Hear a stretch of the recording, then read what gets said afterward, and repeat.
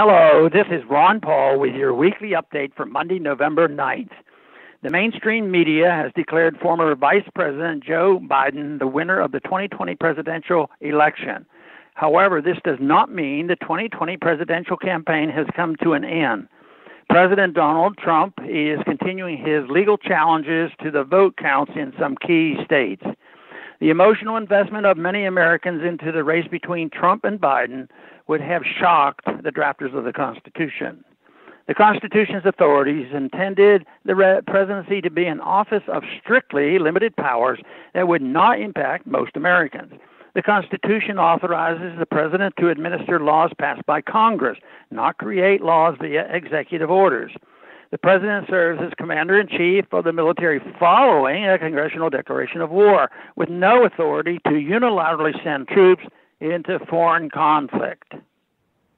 The founders did not intend for the president to set the national agenda, and they would be horrified to see the modern presidents assume the authority to order American citizens indefinitely detained and even killed without due process. The idea that the president should exercise almost unlimited powers is a legacy of the progressive movement. Progressives who are responsible for the rise of the American welfare warfare state have an affinity for a strong presidency. That is not surprising. A government that aspires to run our lives, run the economy, and run the world requires a strong executive branch unfettered by the Constitution's chains.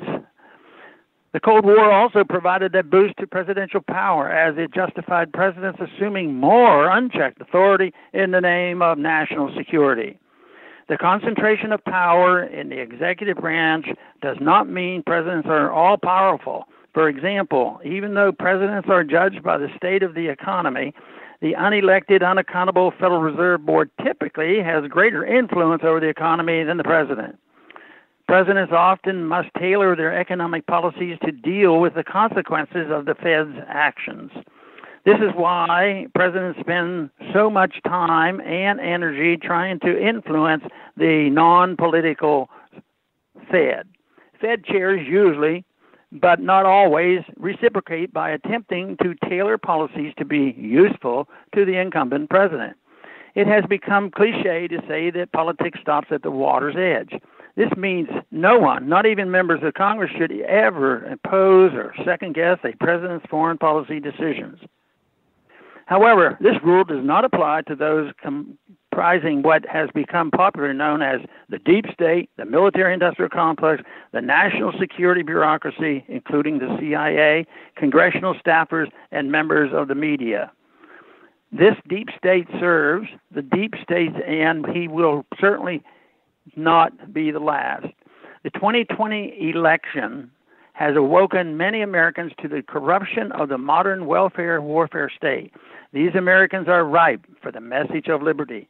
They can help with the vital task of demystifying the U.S. presidency, destroying the deep state, restoring our constitutional republican, and regaining our lost liberties. Thanks for calling this update. A new update is placed on this number, 888-322-1414, every Sunday.